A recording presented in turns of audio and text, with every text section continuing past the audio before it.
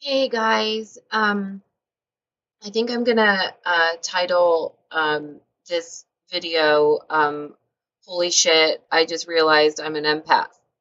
If you watch my last video and hold on a second, I'm having some technical difficulties here. Um, okay, so if you watch my last video, you may not have had a term until now, and you may have just realized that you are indeed a empath or a highly sensitive person. And now you're wondering, well, what do I do about that? You know, the fact that I'm taking on everybody else's everything all the time may be making my pain levels crazy out of control, or maybe my emotions are up and down all the time. And, I don't, you know, necessarily want to have to be taking, medication for this.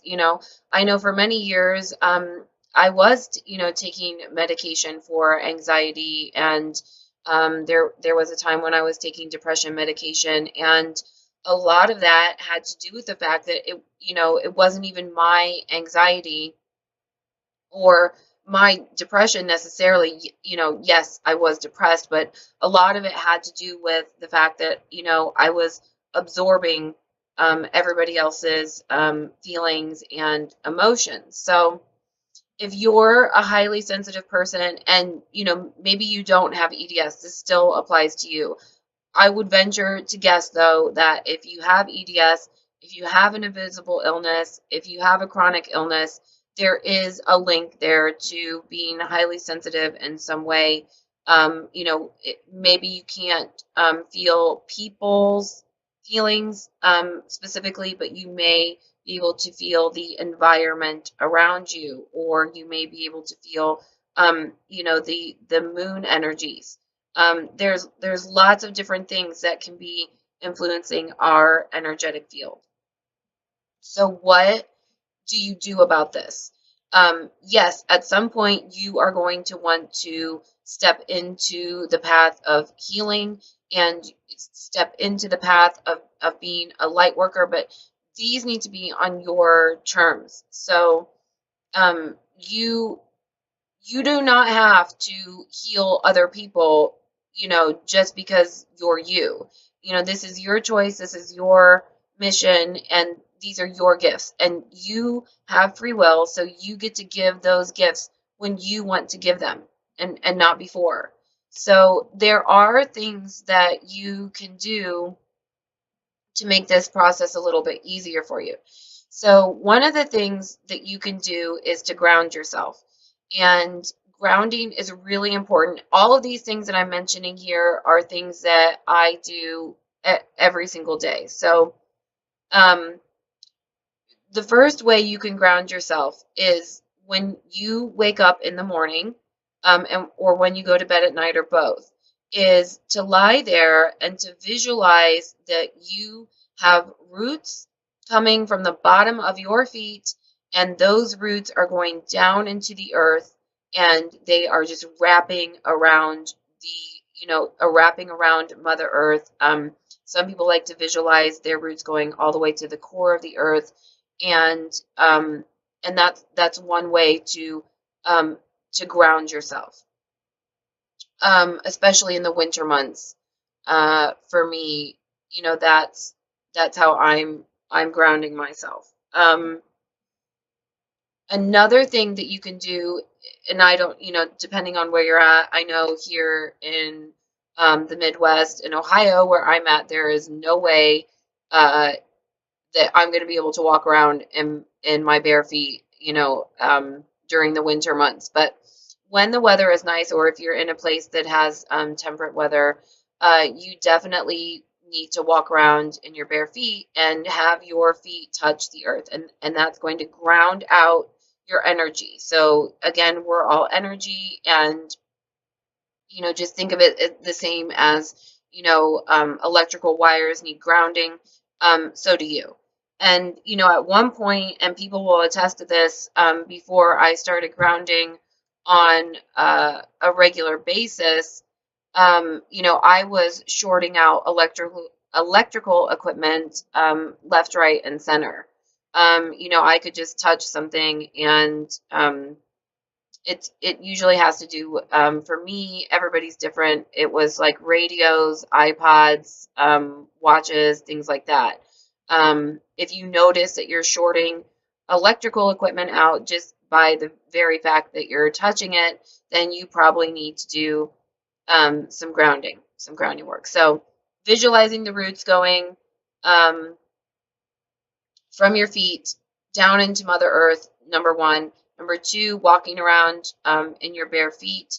And number three, and this is going to sound a little weird or whatever to some people, but you actually can hug a tree, and you can give that tree your energy, and it will give it back to you, and its roots do go deep down into the earth. So that is something that my son and I actually we have taken up doing. There's some amazing trees around our property, and we will go give it a hug.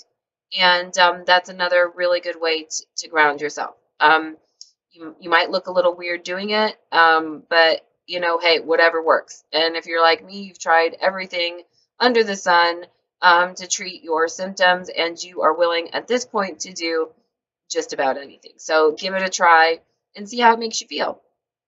The next thing that's important to do is shielding.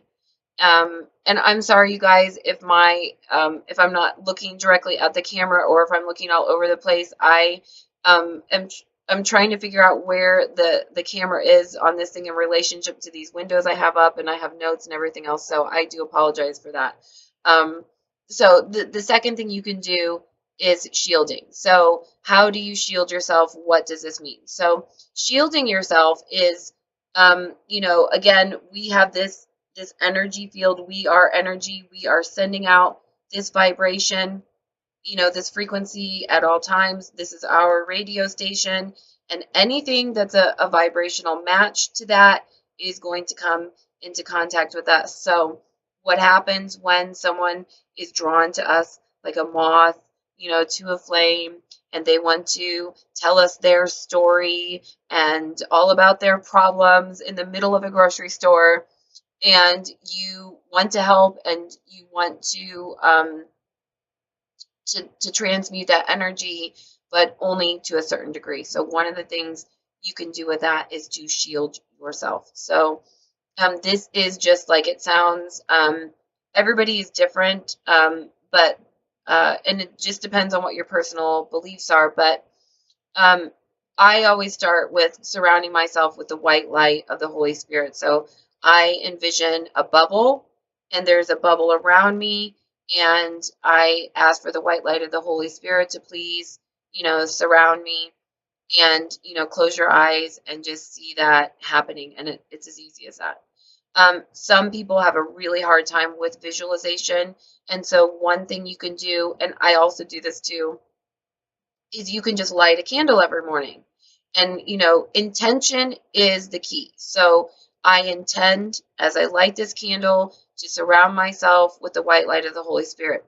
Maybe you don't believe in the Holy Spirit. Maybe that's too religious for you. It doesn't have to be the white light of the Holy Spirit. It can just be a white light. It could be universal light. It could be sunlight. It could be, you know, just a white light.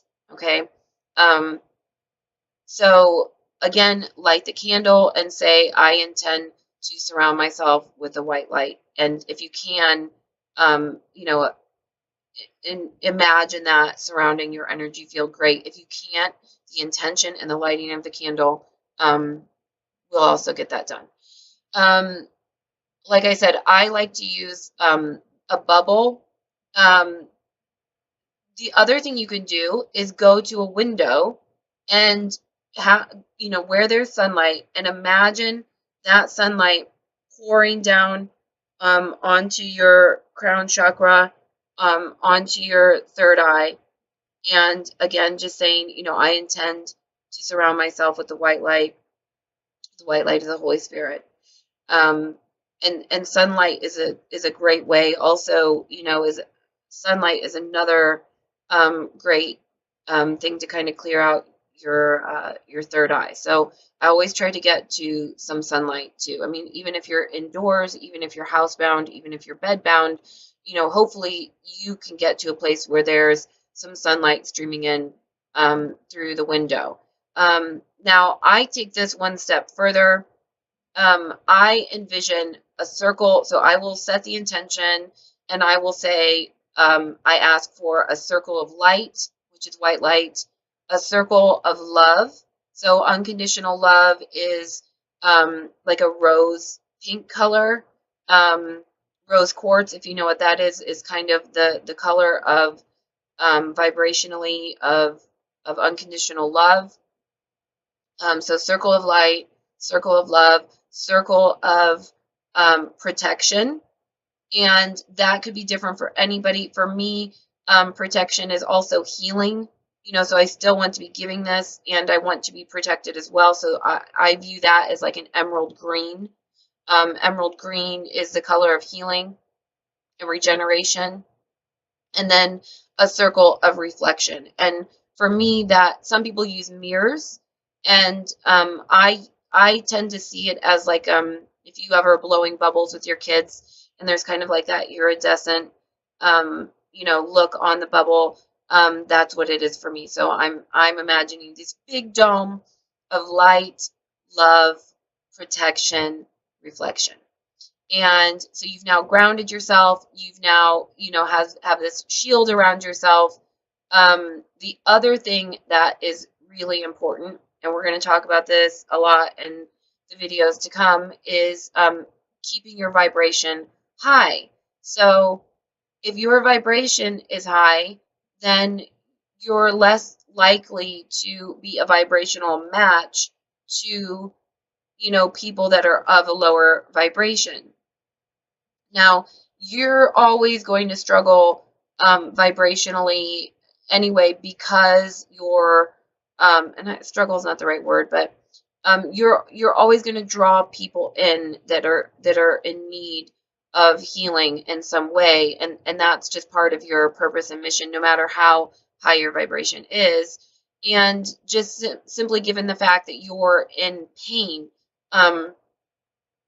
is going to draw in other people that are in pain. Remember, physical pain and emotional pain, it doesn't really matter. They're going to be, a vibrational match to you. So, but keeping your vibration high is also important. So the best way to do that is through meditation. Meditation does not have to be super duper long. I meditate twice a day, like 10 minutes in the morning, and then I do a longer guided meditation at night. A lot of people will say, that I think 25 minutes is, the length that's, most suitable, but any form of meditation, and there's so many ways to meditate, and we could, I could do a whole video on that too. But the most important thing is in the hour that you wake up and the hour before you go to bed, because that's when our brain waves are most susceptible to meditation and to really rewiring our subliminal messages. And another way you can keep your vibration high is through gratitude. And so I have this app, I think it's called Gratitude, and every night at 10 o'clock at night, as I'm preparing for bed, it sends me a notification, and you write about all of the things that you were grateful for that day. And it may not be, if you're having a bad day, you may only be grateful for the fact that you're going to bed or the cup of coffee that you had in the morning. That's okay. Any form of gratitude, getting you into that feeling of gratitude, is going to bring more things for you to feel grateful about in your life. Remember, what we're focusing on, what we're paying with our attention, is what is going to be coming back to us. So that's another way to keep our vibration high. And then again, and I'll probably talk about this in every video because I'm completely obsessed with raising my vibration through music, and it also is great for the third eye too. But positive, if you just can't bring yourself to, write in the journal that day, or you didn't have time for your whatever, Positive vibes are a great way to keep your vibration high, and music is so healing. And I've had experienced so much healing through music. So I have shared my own personal playlist on the YouTube channel of hundreds of positive vibes. I'd love to hear what your positive vibes songs are, what songs that you like that make you feel happy or grateful or just joyful, whatever. I'd love to hear about that in the comments. But that's another way to keep your vibration high. So grounding, shielding, keep your vibration high, and then last is clearing. So you've done all these things, and yet you've still picked up, chunks and pieces of other people's stuff all day long. You get home, or you're in the home all day, and things are crazy, and what have you. You need to clear your energy field, your auric field. So one of the best ways you can do that is you can actually use incense if you like incense, and you can put that all over your energy field. Sage and a lot of people use white sage, but not just for your auric field, but for your environment. Thought forms are going to cause energy fields. So if there is a place in your home where there was an argument, or there was a lot of, sadness, or where there's you're in pain quite a bit, you don't just, clear your own field, but clear the house as well. If you are in a situation where you cannot, get to incense or sage, you can actually use your own energy. And I will put a resource video on my channel on ways that you can start working with your energy and feeling the energy in your hands. And actually, I do have a video of just playing with my own energy with the Simon Says, and just making it light up without ever touching it. So you can start playing around with your energy and feeling it between your hands. And this is one way to really know for sure that you're an energy worker in some way. And you can also develop this skill. All of us, I'm going to say, are empaths, and all of us are energy workers. It's just to what degree is different, and you can hone those skills and practice them. So you can take your own energy, you can put it over your auric field, your energetic field, with the intention of clearing it. And then it's important not to like shake it all over the place, but to then put it into the ground. So just put it into the ground. And if you're flexy, like all of us zebras are, you definitely will be able to bend over and put your energy into the ground. So that's another way that you can clear your energy field. And the last way is to take a salt bath. So not only does that feel great when we have really sore joints and muscles, but if you use some, it just can be Epsom salts, it can be sea salt, put that in the bath. For me, if you have to shower, I just have like a salt scrub, and you can use that. And again, set the intention that you're clearing your energy field, and use the salt, and that's another way to do it. So hopefully this gave you a lot of different ideas on ways to ground, shield, keep your vibration high and clear, and gave you like so many tools in your arsenal to now maybe help you deal with the fact that you've just realized that you're a highly sensitive person or an empath. So again, if you could like, subscribe, and share, I would be so eternally grateful. As you can see, this is what I'm passionate about, and I'm really focused on growing this channel. So any little bit helps. And if this helped you in some way, and you would like to have an exchange of energy, I am going to put in the description box down below a link to my GoFundMe, because I am trying to raise money for a new roof for my house. So if you would like to donate that, that would be wonderful. If you cannot do that, you can exchange energy with me just by subscribing to my channel, just by liking it. holding space for myself and my family, because anything honestly is so much appreciated. So love, light, and blessings to you, and I hope that helped. Bye.